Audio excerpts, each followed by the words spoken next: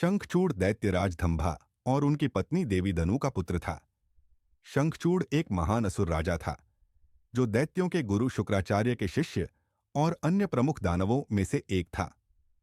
वह जन्म से ही बहुत पराक्रमी था और उसे श्रीहरि विष्णु का आशीर्वाद प्राप्त था। शंखचूड़ ने कठोर तपस्या करके भगवान ब्रह्मा से अमरता और अपराजित रहने का वरदान प्राप्त किया था, जिसमें उसकी पत्नी वृंदा के सतीत्व का वरदान भी शामिल था। यह वरदान ही उसकी शक्ति का मूल स्रोत था। वरदान प्राप्त करने के बाद शंखचूड़ ने तीनों लोकों पर अधिकार कर लिया और देवताओं को पराजित कर दिया। इंद्र, वरुण, अग्नि और अन्य देवता उसके सामने असहाय हो गए।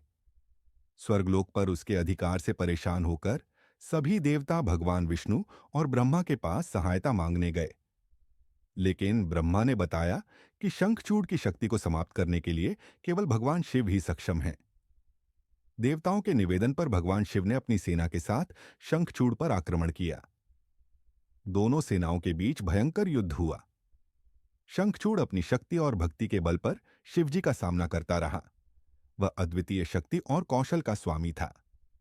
शंखचूड़ को पराजित करने के लिए भगवान विष्णु ने एक योजना बनाई। उन्होंने शंखचूड़ की पत्नी तुलसी का पतिव्रता धर्म भंग करने के लिए शंखचूड़ का रूप धारण किया। विष्णु ने तुलसी का विश्वास जीता, जिससे उसका सतीत्व भंग हो गया। जैसे ही तुलसी का सतीत्व नष्ट हुआ, शंखचूड़ की शक्ति क्षीण हो गई। उसी क्षण भगवान शिव ने त्रिशूल से शंखचूड़ का वध कर दिया।